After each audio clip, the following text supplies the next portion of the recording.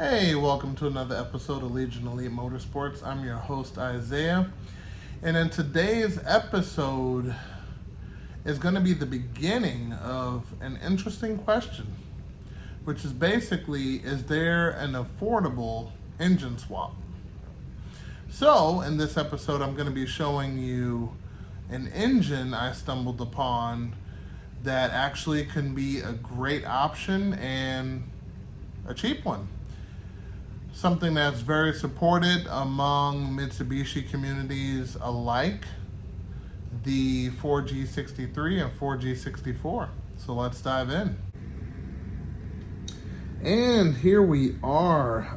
Excuse all of the stuff in the background there, including the Starion. All of that stuff is going to get sorted out soon. But anyway, so here we are. We're looking at a 4G64 block. This one is from a 1993 Mitsubishi Mighty Max.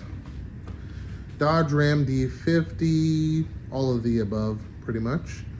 And we're gonna tear this engine down, but before we do, I wanted to show you guys the clutch that came off of it.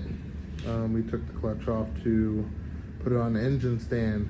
All of my engine stands are pre-set up to bolt up to a G54B transmission, and I did not have to adjust this at all. It actually bolted right on, which of course, obviously that's good news.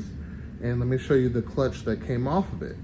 Okay, so this clutch here is what came off of that pickup truck motor, which is a 4G64, which means it's a 2.4 liter belt driven single cam 2-valve per cylinder 4-cylinder.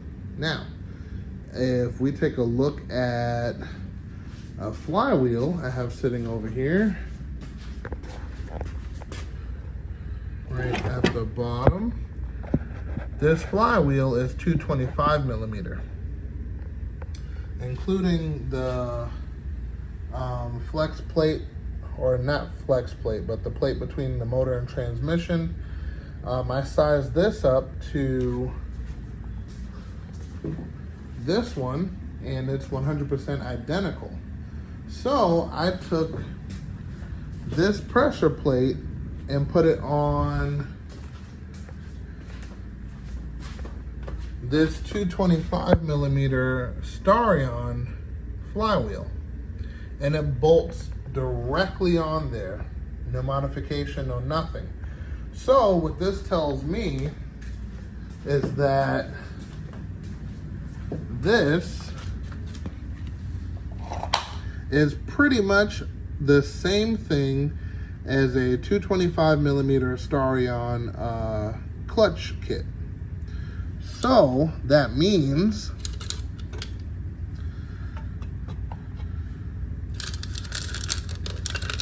that this here clutch fits the Starion transmission, and this 6-bolt flywheel also fits the Starion transmission.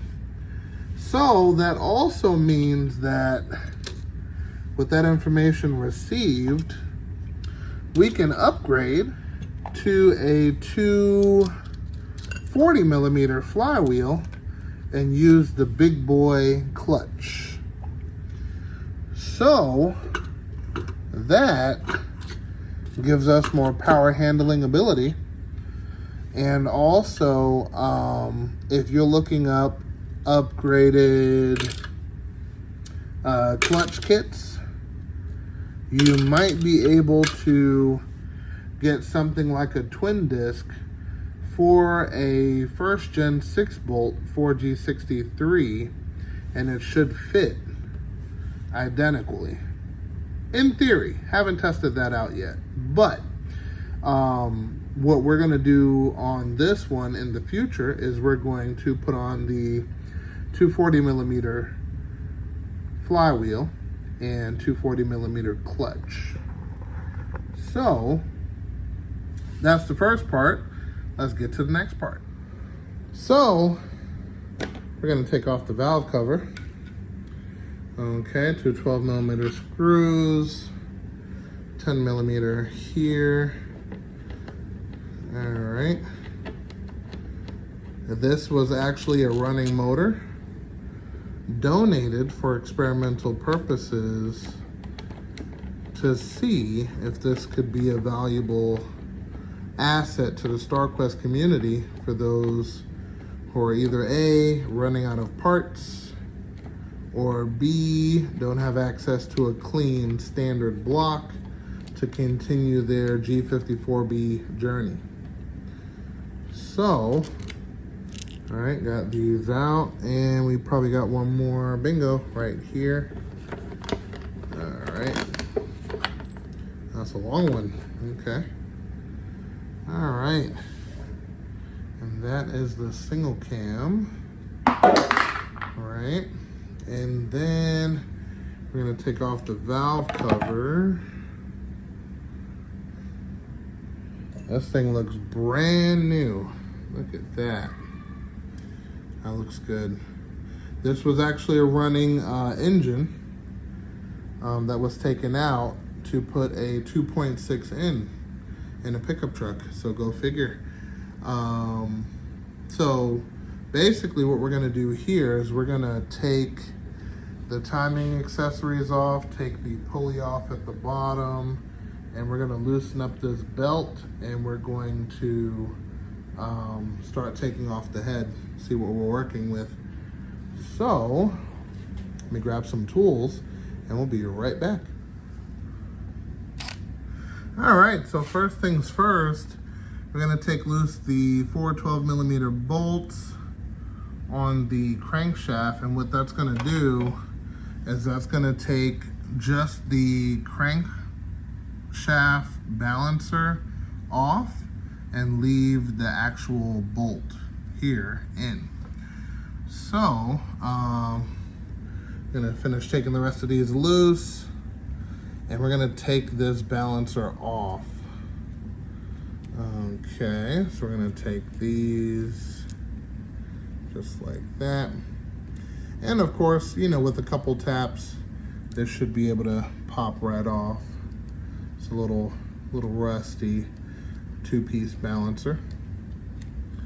But what you're gonna notice with these engines is they're very similar, if not identical, to the 4G63, which we all know they have ample parts. Anything you could think of as an upgrade, it is available for the 4G63. So just kind of keep that in mind. So this might be a buildable and user-friendly type of engine where you can get parts from anywhere. So let me take this off and we'll be back. Okay, and this is where it leaves us. Okay, so now we're gonna take off the timing belt cover. As you see, everything's still connected. And take all of this good stuff off, which is going to be 10mm here, 10mm here, 10mm on the outside, one there, one over here, one down here, and let's get this cover off. Okay, so timing belt cover is off, and let's take a look at some of the things we're looking at here. So we have the timing belt here, we have a spring-loaded tensioner for that here, and this is the adjuster. We have a balancer shaft belt here, tensioner for that here. We have oil pump here, which also has a balancer shaft behind it, which is this one here. What we're gonna do, at least for right now, is we're gonna take off the timing belt. So what we have to do for that is basically loosen up this tensioner bolt here, and then we should be able to slide the belt off. We loosen this bolt, 14mm. Then we used a 10mm Allen head to fit into this guy. Pop that loose, take this spring off of the little latch, which is right here. There we go, spring off the latch. And now, timing belt is loose. So let's unhook it and let's see if we can get this head off. All right. And with the same 10mm, you're going to take loose all of these head studs. Okay, so we're gonna do that and be right back. As you can see right here, you now have access to the block. So let's see what type of pistons we got on here. Alrighty, it's pretty interesting. Not bad. Looks pretty good. So basically what we're looking at is a head design that looks like 3 valves per cylinder.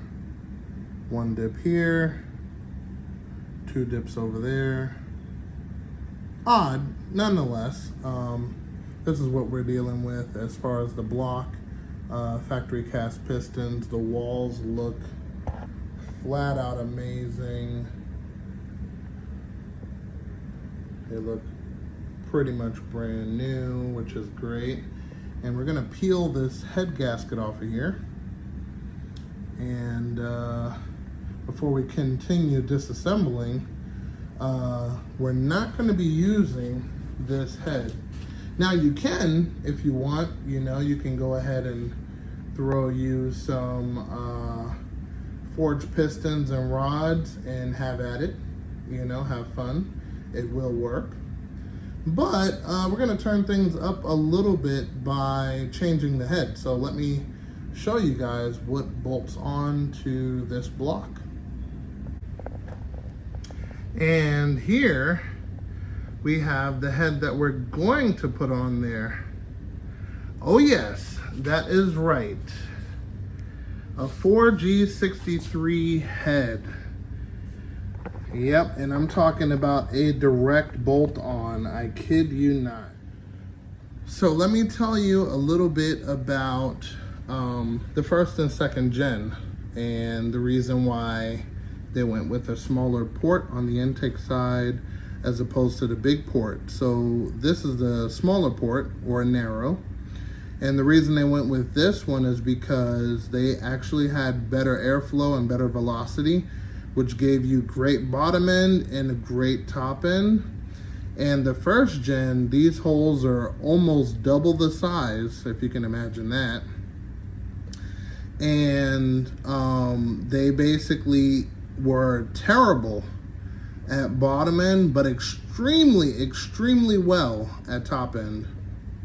So in order to combat that, they actually do a little bit of porting here. Actually, they actually clean the casting on this and then they take it from there. And then on the back side, they do some actual porting to the exhaust side because it's a little small. And of course, you could see there's a lot of room to port.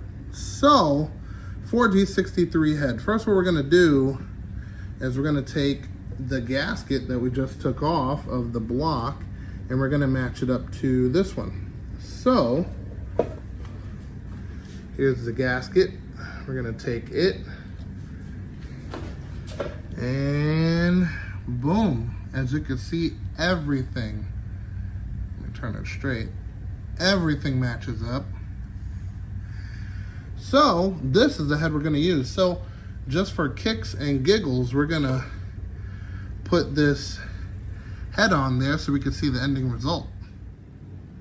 So I mean it when I say a direct bolt on, okay? So everything fits perfectly. So we'll definitely get into what, subtle adjustments we have to make this head work. And from what I understand, it's not that bad. So, basically, yeah, we'll definitely get into that a little bit later. But until then, this is what it's gonna look like. Okay. So, yeah, brace yourself. This is gonna be a good one. So this will give you guys a little something to look forward to when you swap this bolt in, okay, no modification block, which is a first generation 6 bolt, because they have 2 generations, actually 3, of this 2.4 liter. So basically this is like a stroker Evo engine, more or less. And this is the first generation, which is 6 bolt. The 7 bolt does not bolt up to the stock transmission. The actual transmission area is completely different for the 6.4.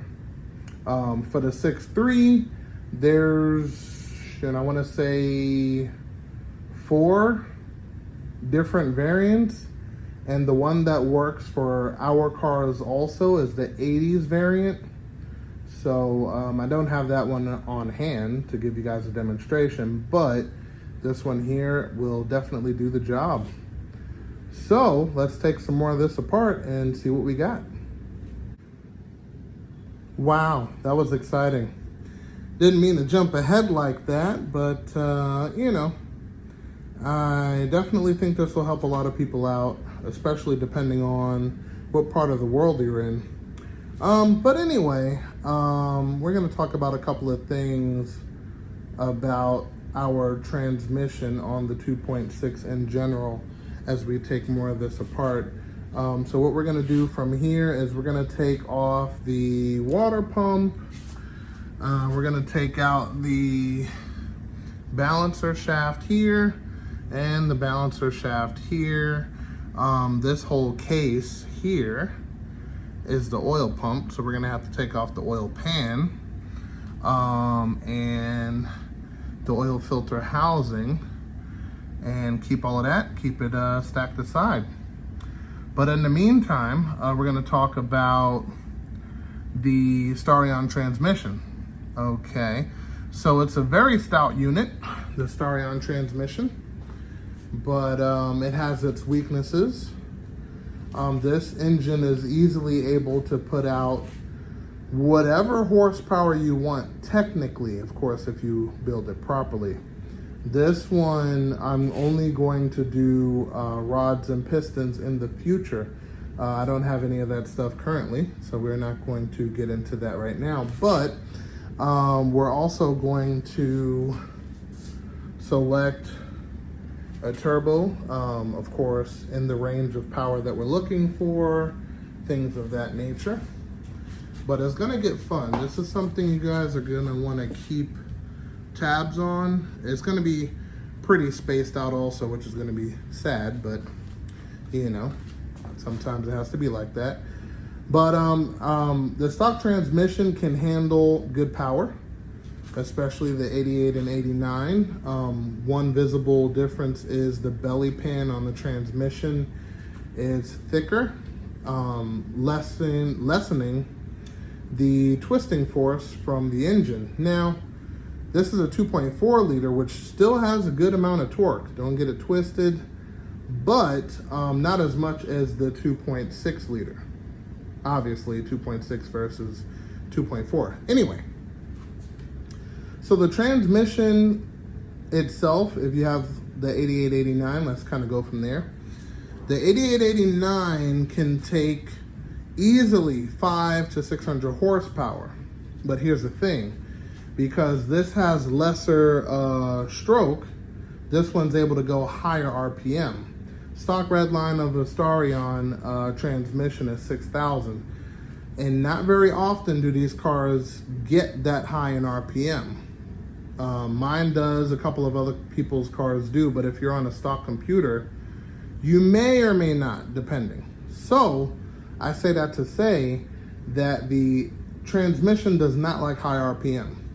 Okay, 6,000 is 100% doable, but not an everyday experience. This engine here can do 7,000 RPM, 8,000 RPM if it's completely balanced and, you know, set up properly. So, you know, you kind of want to watch out for that. You know, too much RPM, this transmission will probably lock you out so you can't shift. So 7,000 RPM is kind of a stretch, but doable regardless. Then horsepower. This transmission I've seen do up to 650, you know, horsepower, but it turns into glass at that point. So if you're pushing that much power, you have to be careful of how you launch the car and how you drive the car. So for instance, if you pop the clutch, you'll pop the transmission. You have to preload the drivetrain, then accelerate. If there's any jolt or jolting action, you'll break it. Also, transmission mounts and motor mounts, they're identical because you're using the stock tranny with the stock location mounts. But you can see these are identical to the stock, including the location is directly bolt on. There's no modification for that. So if you're using stock soft motor mounts like this, it'll give you a little bit more leeway not to break your transmission. But if you use solid mounts on the transmission and not the engine, you're gonna break the transmission at low horsepower. If you do solid motor mounts and not transmission, it gives you a little bit more leeway not to destroy everything. So put your combo together properly so you don't have any issues. Next, of course, with drivetrain and shifter location, everything is still in stock location. And from there, you can have fun and build your motor. So if you get the dual overhead cam head, the stock red line of the 4G63 is 7,500 RPM. Stock red line of this engine, particularly with the single cam, is probably identical at 6,000 RPM.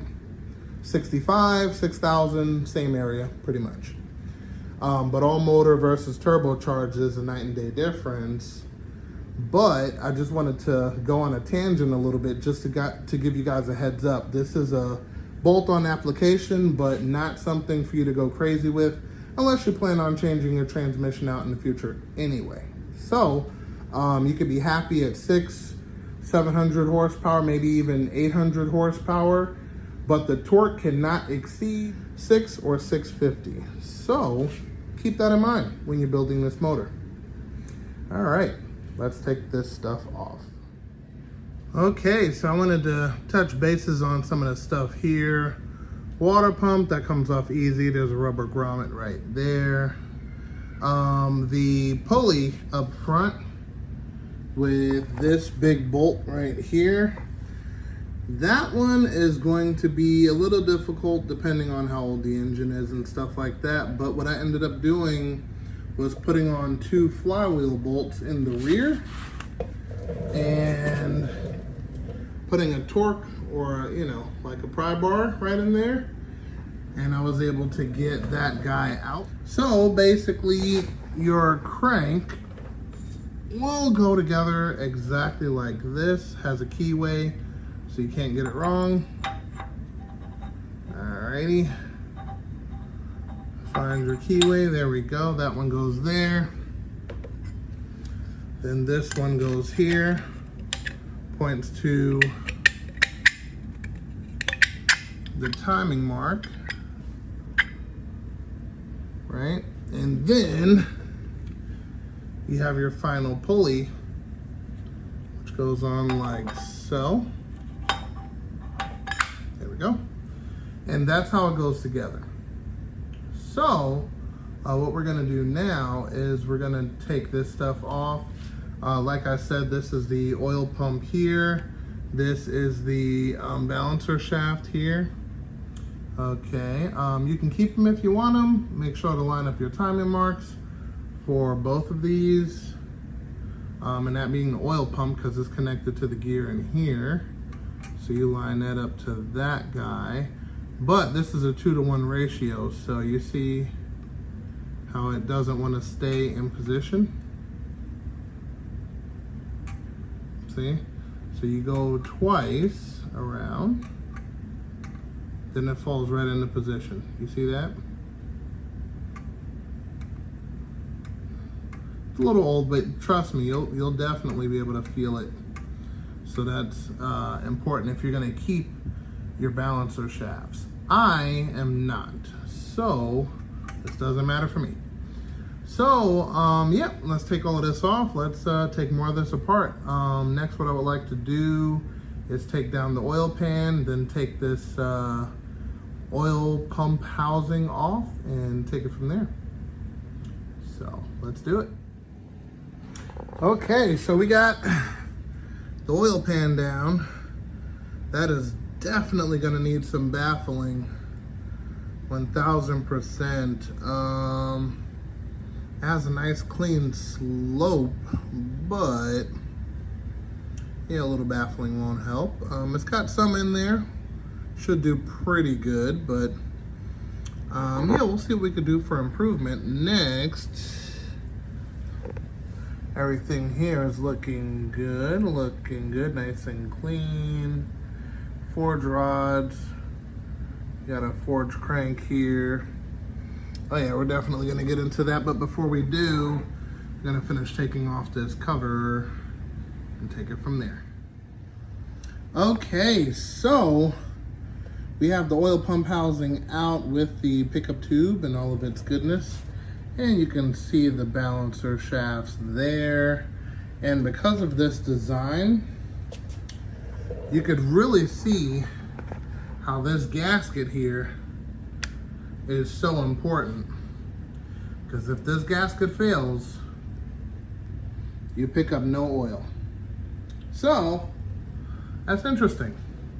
So next, what we're gonna do is we're gonna flip this bad boy upside down and take out the rods and pistons. But before we do, I can't stress enough how important it is to keep all of the bolts exactly where they come out. Okay, if you mismatch these bolts up and you don't get proper pressure across that gasket, you'll definitely have another problem. But make sure you keep all of the bolts exactly where they come out. So when I took this off from the gasket, I needed to give it a little tap with the hammer. So I basically threaded all of these bolts in, a couple threads so they didn't drop. Gave it a couple taps right here on this lip here. And then it actually came out very smooth. So once it cracked loose from the gasket, it's easy to just pull it out. So at that point, I took all of the bolts loose and pulled it out. So, wow, look at these tiny little things. Wow, interesting. Mainly used to the big boy stuff, but anyway. So if you look here, I noticed that the piston skirt is actually very close to the counterweight balance. So literally, I hope that any aftermarket piston manufacturer is taking this into consideration. Okay, crank is out. Rear main seal, 5 bolts like normal. Bearings look great, which we're gonna get into that in a second. But I noticed as I was taking this apart, it's got a window to actually look inside the block. That's pretty interesting. Yeah, that might be able to be utilized at some point, but that's pretty cool. Yeah, everything is out. Bearings look great. Here you can see, and just like the G54B, the thrust washer is in the middle. And then here are the caps. There's the crank. Here's the rods, and all of the bearings look like this, barely used. So, not bad.